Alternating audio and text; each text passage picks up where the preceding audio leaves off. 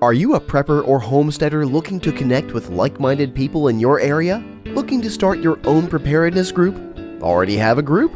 Well, look no further than PrepperNet. PrepperNet is dedicated to personal responsibility, individual freedoms, and being self-reliant. PrepperNet has monthly meetings in over 100 cities where you can meet and learn with like-minded people in your area. PrepperNet, where preppers unite. Find us online at preppernet.com. Blog Talk Radio. Good evening, everyone. If you're a prepper, you're in the right place at the right time. This is the Prepping Academy, skirting the globe through miles of fiber optic cable at nearly the speed of light directly to you, with your hosts, Forrest and Kyle.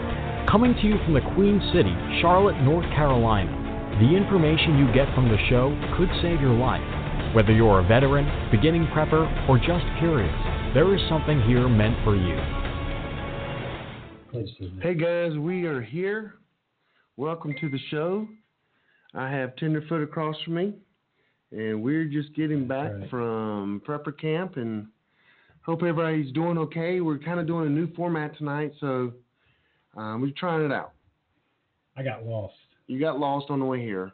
Yeah, from prepper camp. Oh, what? Did you? Yeah. How is that possible? You're just now getting home from prepper camp? Because I know you live like on the, I guess the north side of me, northeast, and you told me you were on a road that I know it's southwest. Right. I was coming from a different location. Just to get to my house. Location. Undisclosed. Okay. You think you're being followed, huh? That's right. That's hilarious.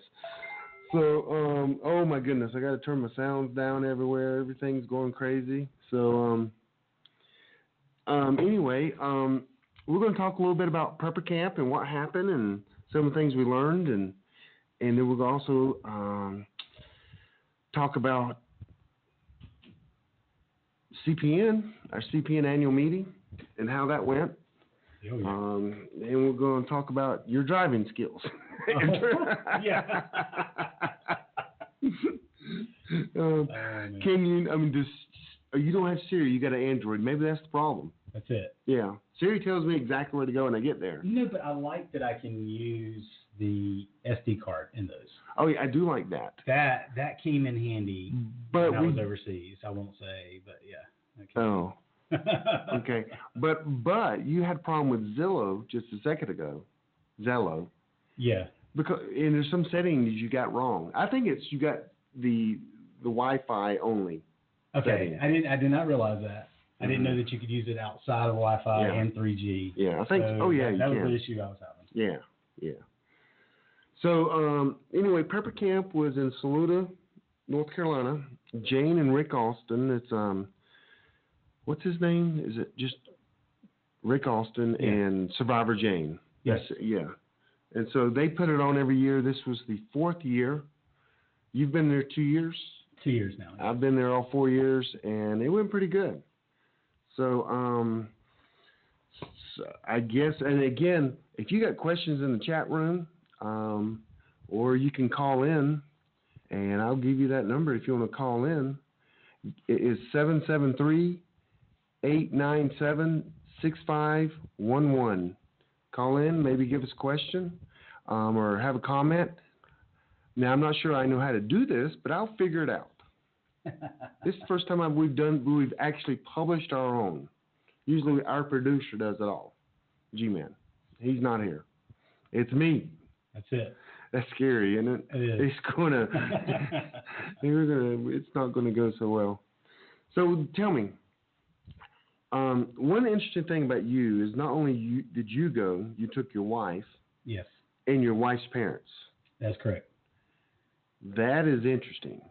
Yes. I mean, I didn't see anyone else there with parents there. You know what I mean? Right. And so that you must have some like-minded people there. I do, and I've had a good relationship with them since I've known them, and still do. And so yeah, we're sitting down and through this is we can even come up with some better planning and ideas, and that's what we're going to do. And we also are actively doing things as well. So we're gonna go get lost in the woods. And wait a second. You make that sound like that's going to be a task. You just driving over here. Wait. You drove over here with Google Maps helping you, and you got lost. Yes. No, I did not. I ignored Google Maps and said I'm going to go my way because I thought the road was still closed. Yeah. That road still is closed. Is it? Yeah. So coming this way is total. They're just, dude, it's a government cover-up. I mean, Forrest will not let you to his house. No, it's all his sons. He's got them. Every road leads to a circle. That's it. So one morning, and I hope you're not gonna mind if I share this. Yeah. I'm sitting in bed, everyone's awake. I went back and laid down, and I heard your family talking about some planning. Oh yeah. And I'm like, that's the coolest thing ever. Yes. I mean, I didn't hear all the details about where you're going to hide the gun. No. Yeah. It wasn't anything like that. It was just like, hey, your father-in-law said, hey, we need to do this to our bug-out bags, and I work here. I mean, I don't know. In my family, the only people I talk about prepping is my kids, and I make them listen to me. Sit in the corner and listen. Yeah. So, and then we were texting while we were talking, which you didn't see. We were texting how we were going to take you over. Oh, yeah. Yeah. That was... Well, that would be easy. No, that would be easy. I'm joking. So, how many, there were like 8 classes every hour or something? Yeah, I liked how they did the arrangement. Maybe not everybody like this, but for me, because we had the one... Basically, it was repeated each day. Right. The same class, the same times, 3 days in a row. Yes. That helped me not get all stressed out like, oh, man, I wanted to go to that class, but it's happening at the same time as this one. Right. And then that was the only time it was going to be offered. Right. For me, I like that. Yeah, I did notice that you didn't take my class. I did. Oh, you did? Yeah. Oh, okay. I did Spy 2. I did not do one. Okay. Amber went to one because you did that one before. So Okay. I wanted... More important names on the Yeah. So what classes or what some of the classes you took and you liked and what some of them you didn't like? Your classes were awesome. They really are. No, seriously. Stop saying that. Well, I do like that structure for me that has ADD. Right. It had a focus, but you had several things going on, and they were very practical. You could use. Are you talking about my class? Your class. Oh. So I don't know if anyone's given you, because I know no one. Well, people commented on it, and so my class was, we called it Spycraft 1, Spycraft 2, and I came up with it was like, what is it, 50 minutes I have or something, and every 4 minutes I'm going to something new showing people. Yeah. Just some good ideas. I covered software-defined radio. Yeah. All kinds of things. Well, it's interesting. I don't want to go on a tangent here or anything, but I was listening. I guess something happened in. Oh, somebody correct me. It was in Cuba, at the embassy. Okay. With the very first thing you opened, the second one with was that sonic deal. Yeah. Well, there was one that would make you sick, nauseous, and the other one's just a sonic that would just. Well, that's what's going on in Cuba at the embassy. They were having some kind of sonic, I'm not going to say warfare because that sounds so, huge or whatever. But anyway, there were some issues with that, and so people were throwing up and all of that you described. And I was thinking to myself, where's Forrest at? Oh, really? No, I'm joking. But no, that was really happening today. If you go look in the news and check out the Cuba, or the U.S. embassy there in Cuba. I think it was at the embassy. Okay. Someone can correct me with that, but it was definitely U.S. citizens that were. This was happening. Sweet. But no. You know how to get out of that, don't you? How you get out? Run. Run. Close your ears. I don't know. Yeah, with earplugs. That's right. Yeah, someone asked that question, I think. Yeah, I'm pretty sure that would do it. But how comfortable? You can't function with your fingers in your ears, you know what I mean? Right. Earplugs should work. Now, see, I also do media and stuff, so I always have earplugs on me.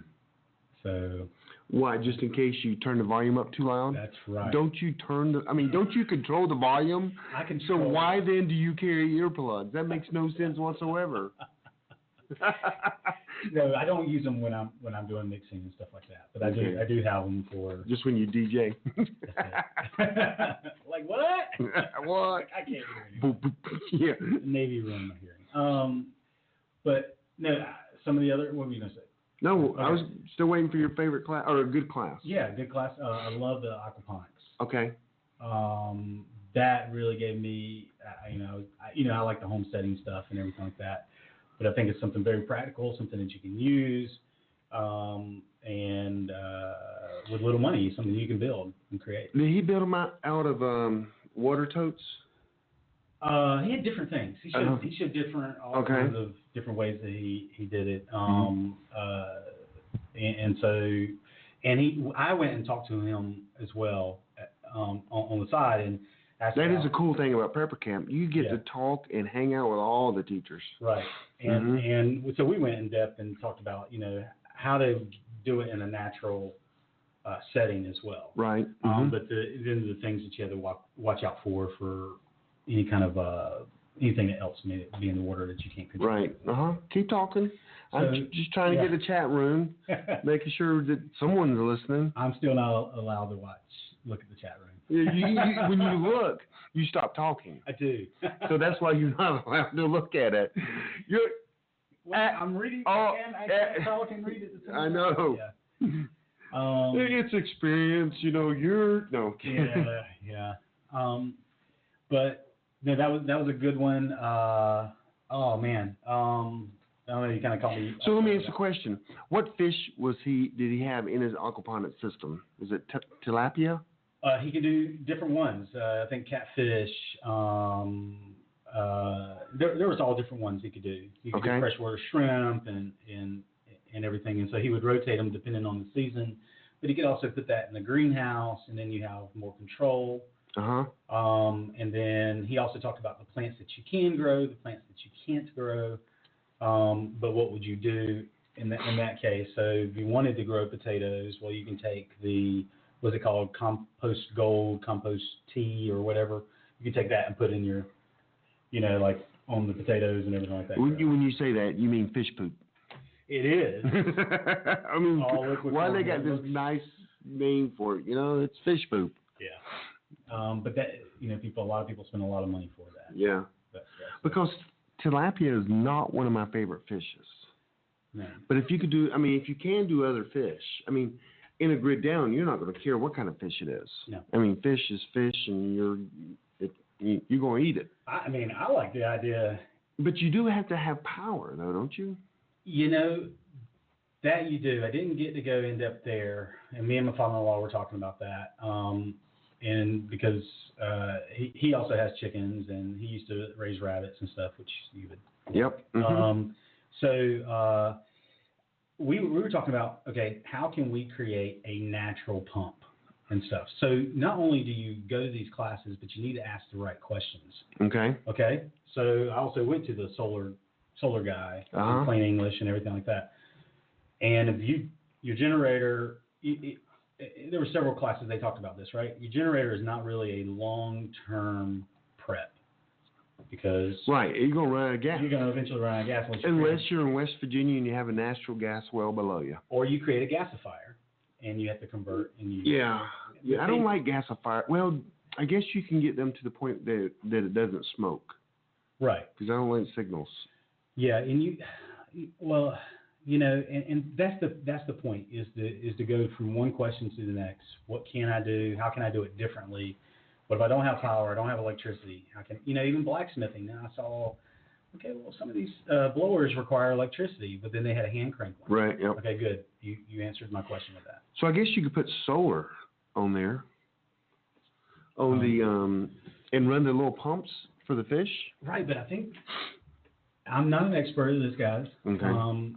But with the solar, you only got a limited amount of time that you could use it. Not just because when the sun's up, but I'm talking about however much power is stored, and then that goes out. So your inverter, so you have Oh, you're talking about over time it's going to wear down, break down, and Right. you're use And it. then even guys who do have fully solar, my understanding is they also have to have a generator. So they run the generator,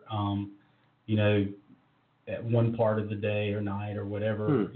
Somewhere along the line, they're going to eventually have to run that generator. Then go to solar, generator. Well, I guess it would depend on how much power your solar creates. I guess. I mean, if you've got military-sized solar panels and a whole solar farm, I guess you're fine. I don't know. I don't know either. No. But I mean, do you really need aquaponics after a year or two in a grid down? I mean, at some point you're going to go. I mean, you would think it would get stable, that you could take your fish and put them in a pond or something. You know what I mean? You could do multiple. You can, and he talks about that. Yeah, okay. You could. When you go to, if you've ever gone to, because aquaponics to me is you're hiding your food source system, and you can protect it easier than you can a big old pond or something. Well, it's you're controlling it too. How pure right. it is. You don't have to worry about some kind of E. coli or something getting there. Mm-hmm. It's just a control environment altogether. But when you go to a trout farm, that's essentially what that is. It's a huge aquaponics machine, man. And you just go out there. So yeah, you could have your own pond and stuff, but the thing is, it's putting the just like the power of fire and creating the will into your hands, and you can do that with what God created. Okay. And you're able to say, okay, I can do this here or here or here. I think there's multiple ways that you could definitely, it would come in handy and you could use it. Okay. Think about. So I mean, I hadn't had all these conversations. So is aquaponics more? I mean, it's like a dual system. You got fish that is a food source, mm-hmm. and then that in turns help fertilize your plants. Hey, let's take a quick break. Are you a prepper or homesteader looking to connect with like-minded people in your area? Looking to start your own preparedness group? Already have a group? Well, look no further than PrepperNet. PrepperNet is dedicated to personal responsibility, individual freedoms, and being self-reliant. PrepperNet has monthly meetings in over 100 cities where you can meet and learn with like-minded people in your area. PrepperNet, where preppers unite. Find us online at preppernet.com. Well, yeah, you got plants, you got worms. Worms? Yeah. Okay. You put worms in there, and so now you can use the worms, right? And so, and you've taught this, right? Okay. We cannot rely on I'm going to go hunting, Right. Go hunt. I'm going to go and fish and get all my food because everybody else is going to be doing that, right? So this is a sustainable thing to do and to be able to put back in. You put back into the environment. You can put back in. So in this, I mean, it's like a barrel where your fish are, like fishing in a barrel. Yeah. Do they have the babies? All that is automatic kind of thing that happens in there, and there's no maintenance on that, or? Right. He said there's very low maintenance. Now I didn't go into all the details about. No, he did talk about reproduction and stuff, but I mean, it's not like rabbits. Rabbits, you actually have to physically be involved in the process. Right here, it's just like you're giving them exactly what they want, and so they're happy fish until you eat them. He called aquaponics the what's the really high quality beef, Colby beef? Okay. Am I saying it right? He said that Angus. Well, yeah. Angus. For us here in North Carolina, Angus barn. Yeah, that's right. So there's a plug for burger. But you have it's basically the Colby meat, I believe. Guys, y'all can correct me or whatever in the chat room, but of fish, by doing aquaponics. So gotcha. You're giving them exactly what they want. And so when you said it was cheap, though, what is cheap?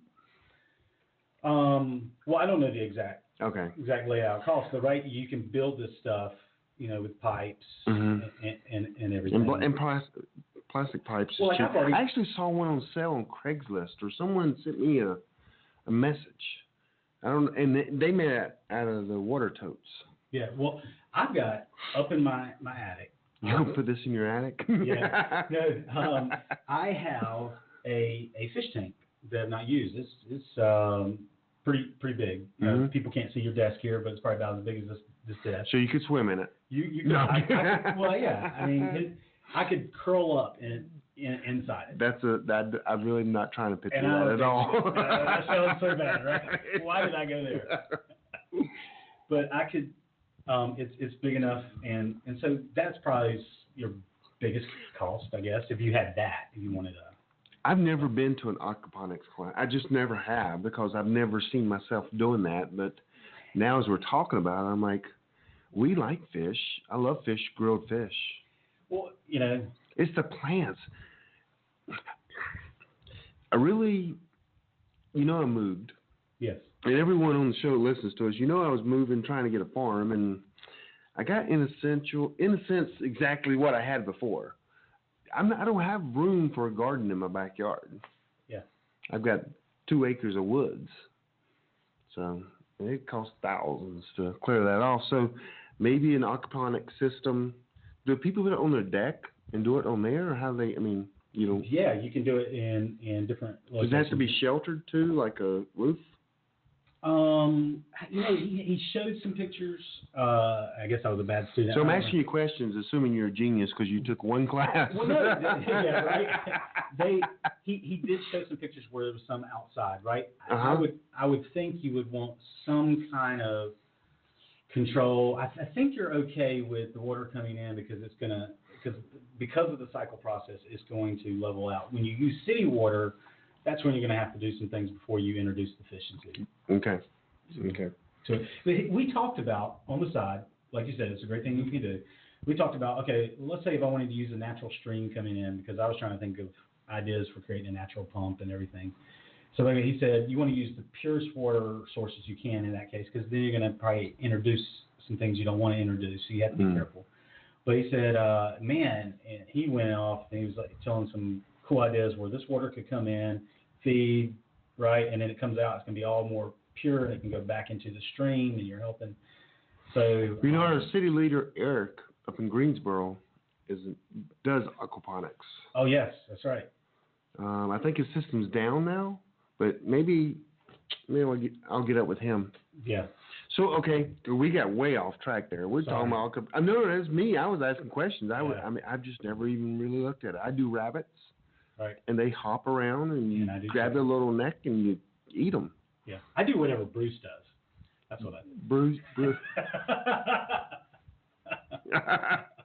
He does bees. Do you bees? No, but I have 2 close friends that do it, and honestly, I don't need to. That's what they tell me. You don't need to. You got us. And So wait a second. Let me write that down. You have 2 friends. Well, I've learned from them. I'll go over and I'll pick up some pointers, from them. But no, I was amazed you had 2 friends. That's all. Oh yeah, thanks. Okay, what was another class you liked? Okay, let me go. A class I liked. Well, everyone at Prepper Camp was talking about the sausage cutting lady. Yeah. I didn't go to that class though, but I had to bring it up. Yeah, I went to that. Apparently, she was a good-looking lady that had only a bib on, and she was cutting and making the sausage. And some of the guys took that 3 days in a row. I didn't take that class, but I'm just saying, you guys know who you are, and they're friends. I mean. They know who they are. They took it more than 1 day because they must have missed something the first day and the second day. I was not expecting that. I know. I know. I was with my lovely wife. Yeah, so I didn't go to that, but I stepped into Sam Kopler's class. He's been on our show. He's always got some interesting. He does intel gathering. Yeah, I love his stuff. Yeah. I love it, but I always sit there and try to imagine. I mean, a lot of his solution or his the way to go about it, it takes a lot of people. And I guess that's the one thing that bothers me is that, I mean, if you have, I mean, you can't take 9 people and use for intel gathering on a retreat. That's a lot of resources just for intel gathering. But anyway, so I stepped in his. That was always interesting. Alan Kay didn't show up. He sent his little protege guy. Alan was on the show too, but his little guy was good. Did you go to his class, Primitives class? I could not go to his class. I was in the blacksmithing class, which was next door.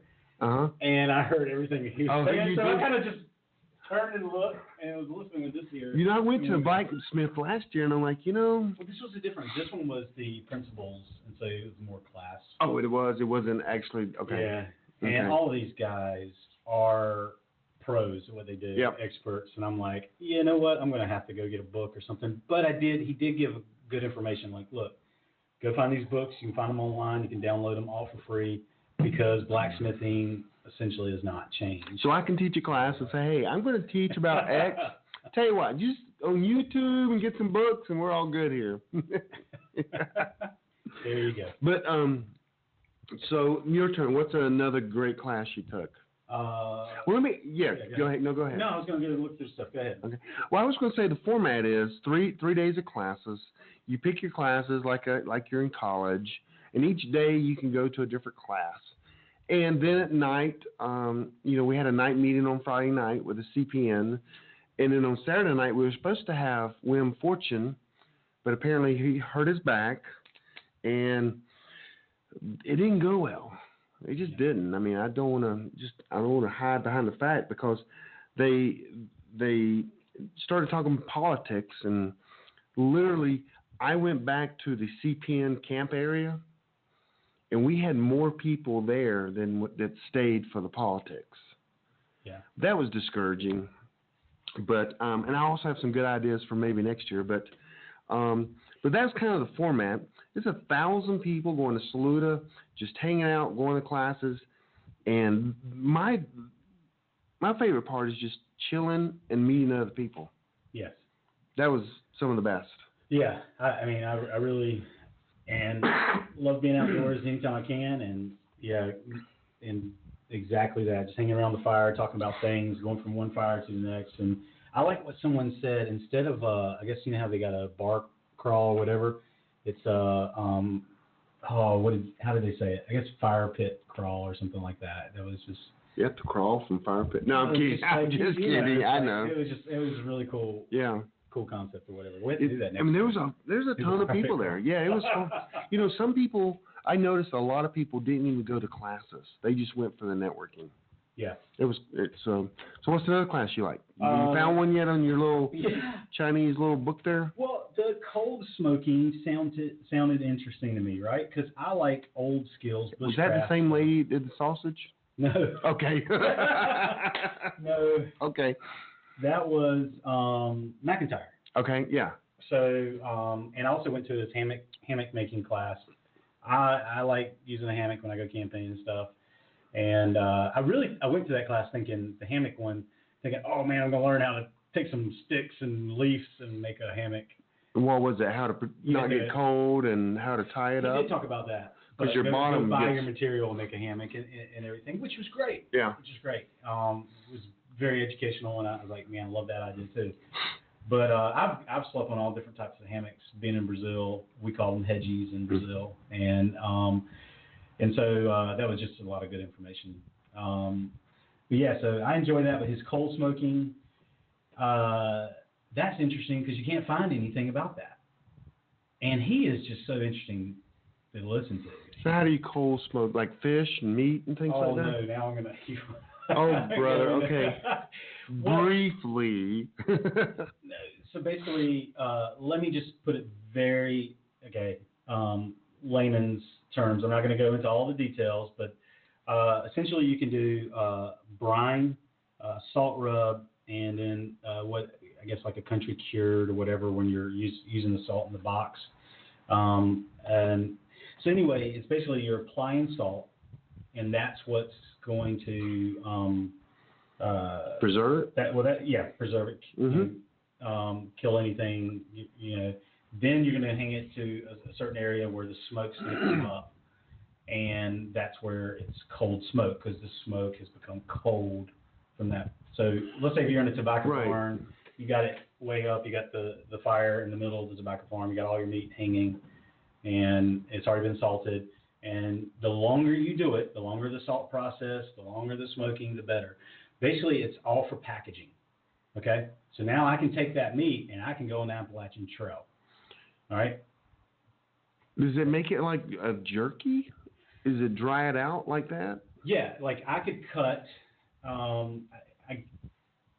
would probably be wrong to say, I don't want to say yes it does because that's dehydrating. Mm-hmm. But I can take that and I can cut that meat and not worry about anything, you know, infecting that now. Okay. And then I can cook and take it with me. It's a. Are you an expert at that now? Packaging. No, I'm not. And he's actually going to write something about it because you can't find anything about it. Really? There's just little blurbs. You know, I forgot the show. It may be Live Free or Die. Yeah. That one guy in the swamps of like Florida. Yeah, Colbert. Yeah, I think he did that, didn't he? With some meat, he had salt on it, and I think he smoked it. Then he just hung it up. Yeah, I think he did. But it's not. You don't do it in just one day. Oh, right. Okay. Yeah. Well, like even going to that class, the lady you're talking about, I can't even say that word. Sausage? The curing class. Okay. How she even explained, like in her book, and for those who didn't go to that, if you did buy the butchering book, I think she originally said 14 days. Now she doesn't adhere to the 14-day thing or whatever. It's like less. But there is a period of time that you at least need to be in the safety zone and then move to whatever you're going to do next. Right. You're going to cold smoke it or whatever. But he's gonna do a book on it and have more information. But yeah, there was also one I saw. You're talking about that, the Live Free or Die. The guy took the stuff and he took like the deer meat or whatever meat he had, and it made these little sticks made like. Oh yeah, and he smoked it. Well, I don't even remember him doing smoking. I think he just sat it in the sun. And it dried.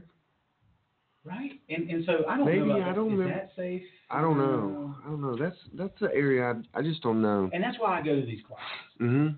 Just so I have some kind of working knowledge. Not that I'm an expert, and not that I have necessarily that skill. I want both. I want skill and knowledge, so I know if someone comes into my bug out location or whatever, or I come across someone, do they really know what they're talking about? Right. Or are they just feeding me a bunch of stuff? I don't want to kill my family. I just want their Costco card. There you go. But knowledge is power. You want to know that someone's not just giving you a bunch of bull. That They really know what they're talking about. And I think when you have just enough knowledge, and you go to places like this, and you go to we meet once a month. We go through that stuff, and we may meet more than that. Yeah. When you sit through these classes and learn from people that you know, because you know them, that they're experts. Now I can take that and be assured that I can be a better leader. Like Elemental in her classes. Definitely. And the lady knows what she's talking about. She needs to teach at prepper camp. She does. I mean, she's the smartest person there. She's fabulous. But anyway. Yeah, and she's caring. Yes. She cares. Oh, she's wonderful. Yeah. And so at prepper camp, during the day, we go to all these meetings. I mean, every single, hour and 15 or 30 minutes, there's another class starting. Then they have vendor row. You can walk down there and meet some of the vendors. Some of the vendors speak. Some of them don't speak. I mean, I would say that of the people teaching classes, maybe 8, 10, maybe 12 actually had a, vendor spot selling their products, which is fine. I never have a problem with that because, they come on their own dime. Hey, I told you not to look at chats. Sorry. I'm not talking. Go ahead. Okay. They come on their own dime. Yeah, they come on their own dime. And a lot of people don't like the idea they sell a product during their discussion. I have no problem with that. I just don't. I don't have a product. But I always seem to I have a tent, and mine is just about getting people together. The CP, that's the Carolina Preppers Network. And then at night, on Friday night, we had the CPN annual meeting.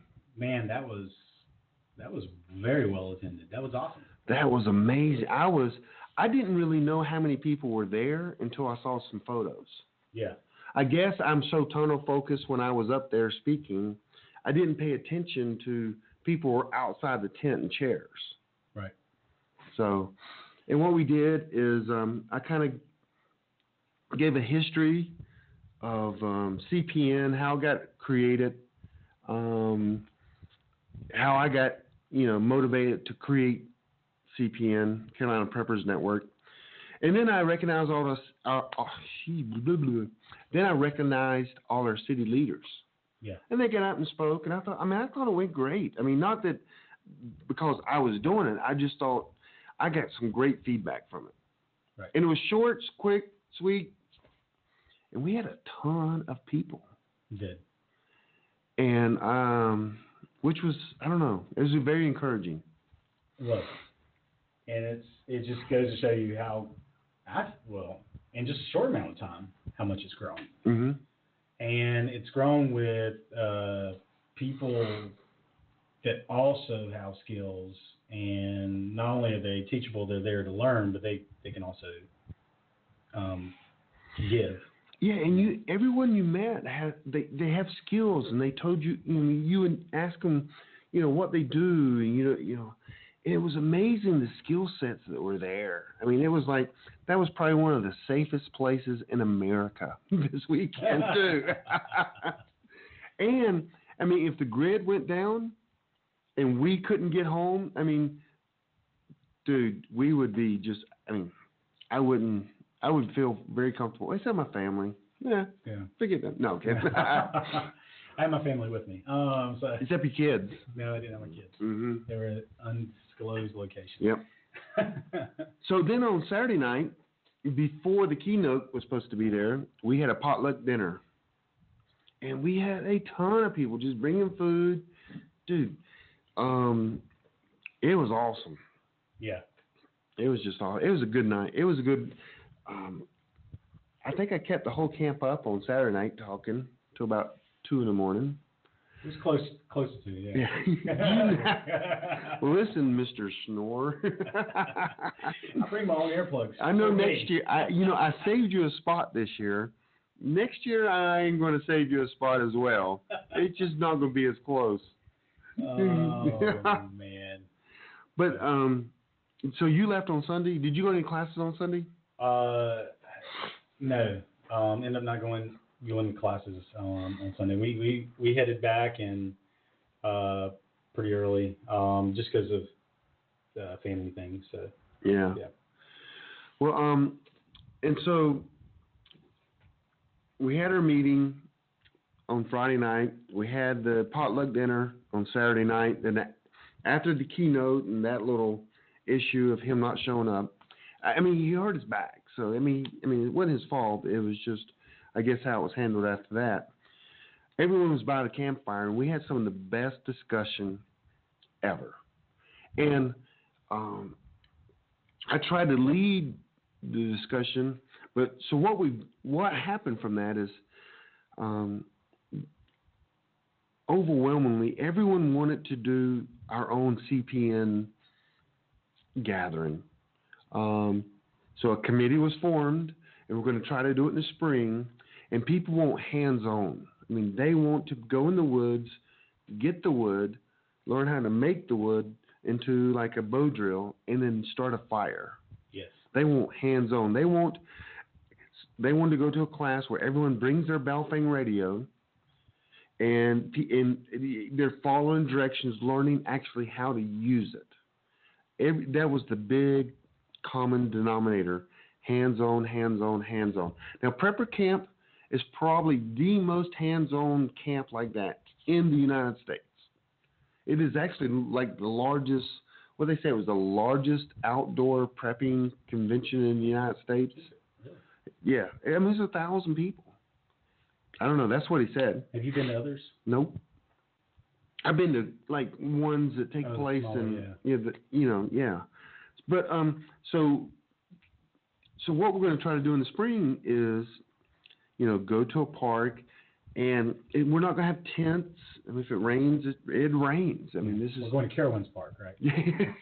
Yeah, in the water park. Yeah. And we're going to learn how. We're going to identify teachers within the Carolina Preppers Network that are experts. We got so many experts, and they're going to teach a class, and you're going to sign up for a class. And if it's making bread using like a Dutch oven over a fire, you're going to actually make the bread and the dough, and then we're going to cook it. I've got a great class. Oh, great. Well, I'll start it. Texting while driving, right? Well, the first class will be flashlight etiquette, because people do not know. Oh, my word. Are you serious? Oh, okay. We got to talk about this. Okay. Okay. I'll tell the story. Okay. So last weekend, if y'all remember, our last show, I had a tree fall down in my driveway. So after the show, we're walking out. Travis is going to leave, and I'm like, "Hey, Travis, help me move this tree." And it was a good-sized tree, but I knew we could move it. Didn't know I could move it, but so what I did is I put the flashlight in my right hand, and then I put the flashlight on a branch so I could hold the flashlight and grab the branch at the same time. Then I grabbed the big base of the tree, the big part of the tree, and I start pulling. And as I'm pulling, I noticed you weren't helping at all. And I pulled the entire tree by myself out of my driveway to the side. And I'm like, dude, you were supposed to be helping. But I couldn't see. But apparently, as I'm holding the flashlight on the limb, and I'm looking at him, he's like trying to use the force. You got your hands up, like trying to touch the tree. I didn't realize my flashlight, which was very bright. I think it's it is bright. 1,000 lumina or something like that. I'm holding the flashlight right in your eyes, and I'm pulling the tree, and you never could see the tree to even touch, to move. You did a great job. I'm not going to walk outside with you tonight because something always screwy happens. Yeah, I brought my chainsaw tonight. So. Did you really? Oh my gosh, flashlight etiquette. That's hilarious, though. But no, you do have to have that, and I was thinking, like, man, night navigation and stuff like that. Man, doing a class at night. Oh yeah. They don't have that. No. I would have gone to that. There's a guy in Greensboro that teaches in the Greensboro group, and he's like an ex-military. His name is Alan, and he is one of the guys that we identified that night to do navigation, because we asked him how long would it take to teach navigation class. He said 2 days. We go, He goes, I could probably do it in a day. We go, 4 hours. And we're like, yes. You can't, because you want to learn something else that weekend. Yeah. You know what I mean? Maybe we have, 3-4 hour classes. You have to, it'd probably be more, you have to do an introduction and then. Well, we could do a night class. Absolutely. Yeah. Because, what else can you teach at night? Right. Like, fire dancing? Ooh. So that's what we're planning on doing. We got a committee. They've already started talking about it, and I'm pretty excited about it. So, what else? Well, that in itself is very exciting, and it may, those who do have family and can bring those even to this. I encourage that, because I was able to take my family, which I'm blessed to be able to do, and then they go to the class, we divide and conquer, right, and we come back, and that's what we talked about the entire time. And sometimes when I was over there about the fire pit, I got so enthralled by the conversation of what we were talking about, what they had gone to that day, and then you saw me come over to the big group. Oh no, you were not playing nice, just staying with your family, and then you finally moseyed over. Yeah. What I thought was missing, and if the Carolina Preppers Network goes back, is, and I may lead this because, you know, I work with teenagers. I have for 30 years. Is they need something for teenagers. Why do these people leave their kids at home? I know there are pains and, you know. Yeah. But, I mean, the little kids, I understand. And you know, I don't like little kids. When my kids, you know, got into high school, I'm like, oh, hey, my name's Forrest. I'm your father. Yeah. But, you know, teenagers, I thought having some classes just for teenagers, too. Yeah. I think that's missing because I saw kids run around playing. They're playing in the lake, riding a bike. I'm like, why aren't we training them? I mean, some of the classes they could go to, I mean, they would like. I mean, like the spy class I taught, all the kids came to that because it's a cool name. Yeah. But what kid wants to go to dehydrating or bread making or sausage making? I mean, who wants to go to that if you're 13 or 16? So, I don't know. It's just kind of interesting. I thought maybe we could have some more things for kids, but I know Rick and Jane, they do their best. They do a good job. They're not complaining. Somebody in the chat room, Angie says, Boy Scout teach us we could do knot tying for kids, and they can make things, learn how to build fire. Just, you know, I don't know. Just get the kids involved. Yeah. And another class I want someone to teach is for the elderly and the handicapped. How to manage them, ideas for roles that they could play. Because we kind of don't even talk about that. You know what I mean? We don't. Because we had a lady in the CPN that was in a wheelchair, and her husband's going to take care of her. But one of the things I teach is or tell people, hey, if you're an elderly person or a physically handicapped person, you need to be the smartest person in the group. Yes. So you have value. So I don't know. I think that subject is never really touched. So no, I think that is a very great subject, and it is not touched, and nor is how to.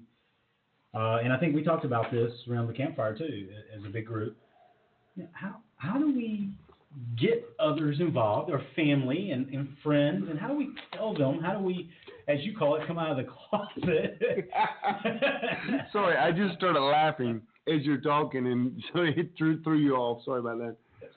Because you know where the idea came up in my mind, don't you? Don't you remember I got up to use the restroom? Yeah.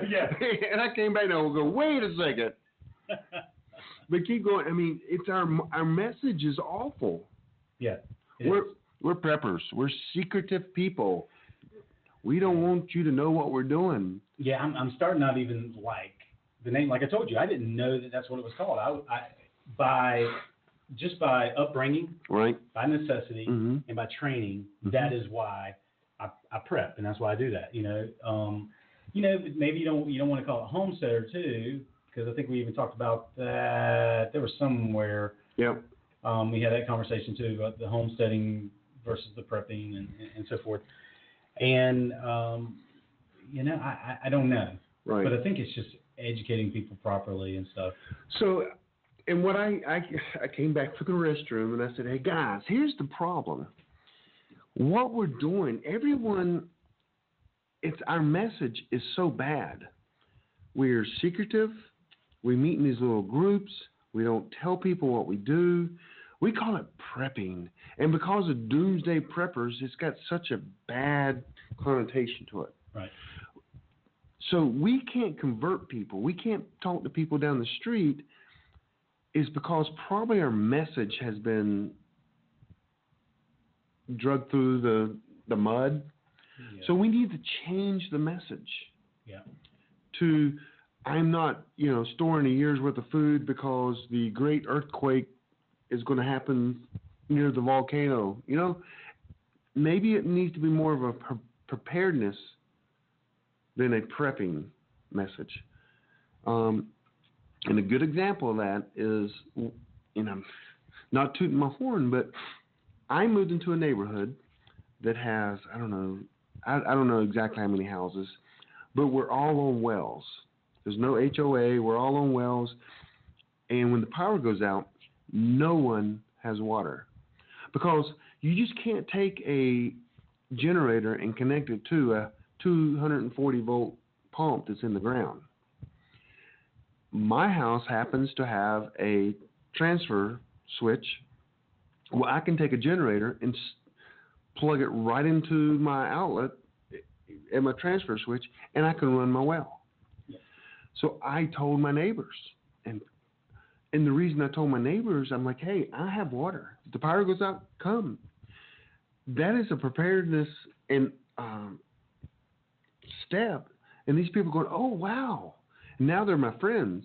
Now, we all know if the crap hits the fan, they can come take my generator because I'm not going to be here. Yeah. And that's okay. But it's reaching out to my neighbors, because 99.9% of all natural disasters or crap hit the fan, you're going to stay at home. Yep. Tornadoes, hurricanes, job loss, medical condition. Right. And it goes back to what we were talking about with the traveling and stuff. That's a part of our skills too, is you don't want to be a jerk, the people skills. And so your mindset and your heart with that, and how I believe we all should be, and that's a part of making better PR, if you will, right, is that we should have that. We care about our neighbors, and we take care of our neighbors. It's not that they're going to freeload, but because we do that, I believe someone said that around the campfire. I don't want to name names and stuff. And they were talking about that, where because they did prepare, now their neighbors prepare. Right. Maybe not to the same level or whatever, but they've got some kind of preparedness so they don't have to. Well, my old neighbor never thought about it in his life. Yeah. And now he won't call himself a prepper, but he does things a prepper does. Yeah. Yeah. And, you see, I know people every day from my upbringing that are like that, and they don't call themselves preppers, right, but they do that. Right. Now, do they have a bug out location? No. Well, maybe some of them did. So another thing I did that I think is good marketing is when the pipeline shut down last year to the Carolinas, we knew there was going to be a gas shortage. You remember that? Yes. I posted on my normal Facebook account, not just the little private group that we have, the Carolina Preppers Network. Hey, friends and family, it might be a smart idea for you to go get some gas, because there's going to be a shortage coming soon. You wouldn't believe how many people go, you know what, I saw that, and it was 11 o'clock at night, and we went and got some gas. Now, people will say, well, that caused the problem. No, my 300 friends in Charlotte went and got gas, or whatever. Let's say 20 of them got gas. That didn't cause the problem. No. Other people were thinking the same thing, and it did cause a little gas problem. But they were like, yeah, man, I told them, people asked me, did you go get gas? I'm like, no, I have some stored. And they're like, you can store gas? You can't store that much gas. And I, proceeded to tell them, I store 20 gallons worth of gas. That's about all I have. And I told them how to do it. And I know of at least 5 or 6 people that did. Yeah. And that's the first step. Well, I mean, we saw the need for that last prepper camp. And we all went to go leave a bunch of preppers, and there was no gas. Yeah. So we're in Saluda, and the pipeline shut down then as well, or it blew up. Oh, yeah. It blew up. Explosion. And so the preppers were just thinking on their own, kind of going, maybe I should go get some gas. And then all of a sudden, 1,000 people just kind of slowly, no one talking to anyone, went out and got all the gas within like 5 miles of Saluda. It's probably the only place around, because the preppers were like, we need to get some gas. Yeah. But they fixed it pretty quickly. They fixed it within days, which is amazing. They did. So at least they told us that. Yeah. We caused our own problem in Saluda. But, going back to the name and the PR and stuff like that, I mean, Boy Scouts, what's the first thing they tell you? be prepared. In the military, we talk about being prepared. So, I hate that it's got that bad rep, and it shouldn't, because. Don't look at the computer screen. That just threw you off right there. Always a weird screensaver. Yeah. No. Always be prepared. But no, so you do. You have to be prepared, I hate that we do have bad PR. Yep. Someone in the chat room, Black Cat, mentions we should have a like an active shooter training at the our spring fling or whatever we're calling it. Mm-hmm. And I got just the guy to do that. A guy named Ryan Hoover. He's a Krav Maga instructor. I took a lot of private lessons from him. If we could get him there, because he is an expert at that, that would be good. Yeah, I mean, I did that. I was a hospital corpsman in the Navy, and we had all different type of scenarios, and that was one that we did. Now, of course, mine was based in the field, and we also did some other ones if what was it, urban training or whatever, just responding to anything from disaster to shooter or whatever. And so, that was just a good class, and it's stuff that still sticks with me. Now, stuff that I need to go back and freshen up on, just like my map, the mapping and compass and stuff like that. You cannot just get it and then forget about it. Yep. So I'm totally for that. Yep.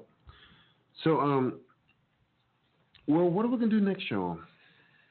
I don't know. Y'all have any suggestions out there in chat world? Don't ask them. Oh, okay, never mind. We'll be talking about Ken and Barbie. Look, it already moves as soon as you. I know. Dude, don't be looking at the screen. You can't. I'm going to have to face the computer totally my way.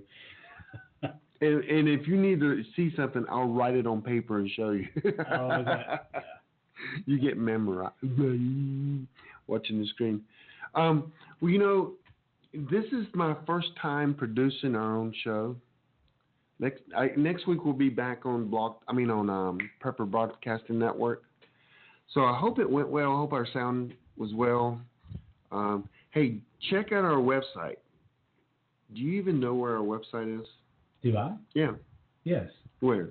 It's on that thing that Al Gore created. that box there. Yeah. PreppingAcademy.com. PreppingAcademy.com. I actually had the link there to this show because it's in a different place this week. It's still going to go in the podcast, but if you're listening to it via podcast, go to PreppingAcademy.com. And it's also at the top of the Facebook, I believe you have. Oh, yeah. Yep.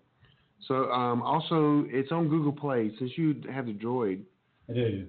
Do you even have? Are you a subscriber to the show? I am. Oh, you are? Okay. I showed you that. Okay. As soon as you and is that Google Play? Is that what you use? It is Google Play. Is what it's called. Yeah. And I also have iTunes.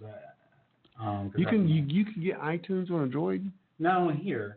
Oh. But I have it on my iPad and the Mac. Oh yeah, you got an app. Yeah. Yeah. Okay. So. Sweet. Here it is. I'm pulling it up now. It is. Have you ever listened to our show? Because I never listen because I sound terrible. Right now. And I'm sick. Yeah. I'm sick and it's crazy. Technically, I guess I'm listening now, right? Does that count? Oh yeah, look, you're way to go. And so you recently updated, and as soon as you do it pings. You're doing something right. Well, guys, we got like 2 minutes left in the show. So what's some last words from Trap? From Tenderfoot. Dude, that's so hard, man. I hate nicknames. Should I go with another name? I don't know. You caught me off guard when you asked me, and then I gave you Tenderfoot. And I've got like 100 other names. But I have no nickname. People call me Garvin. Yeah. Because in the military. Right. And it's always Garv or Garvin. That's just kind of been my name. Yeah. Oh, you're about to. But anyway, I wanted to keep it. I wanted something that was different. And unique, people remember, and I knew that would be it. Yeah. But my handle on what do you say, Zillow, what is it called? Zillow is Sidewinder. Sidewinder 86. And what does that mean? That refers to, that was the squadron I was with. Okay. So, yeah. And I'll just stick with mine, Garvin. Someone needs to give you a name. That's the thing. I don't know. Yeah.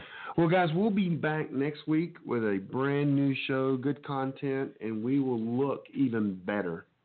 You got that right. So, guys, we appreciate you listening, and you guys have a great week. Go to preppingacademy.com, and subscribe on iTunes, and we are out of here. Later. Thanks so much for listening to the Prepping Academy with your hosts, Forrest and Kyle, live on Friday nights at 9 p.m. Eastern on the Prepper Broadcast Network at PrepperBroadcasting.com. We'll catch you next time on the Prepping Academy. Has your data been hacked? Do you feel uneasy about the vulnerability of your personal information online? Were you involved in the Target, LinkedIn, or Microsoft data leaks? Don't know? If not, then pay attention. Join Forrest Garvin from PrepperNet for a free webinar on privacy and security. Gain insights into safe internet browsing, VPNs, crafting online aliases, secure emails, detecting if your data has been hacked, and managing passwords. Secure your spot today for this webinar on privacy and security. It's free. This webinar delves into comprehensive strategies for bolstering your online privacy. We've got you covered, from fortifying your passwords to shielding your financial information and mastering state-of-the-art encryption techniques. We're offering 2 convenient dates to suit your schedule. Reserve your spot now at preppernet.com/privacy. Don't let cyber threats erode your peace of mind any longer. Take the first step toward a safer, more secure online experience by joining us for our free webinar. Remember, knowledge is power when it comes to safeguarding your privacy. Sign up now at preppernet.com/privacy. We'll see you there.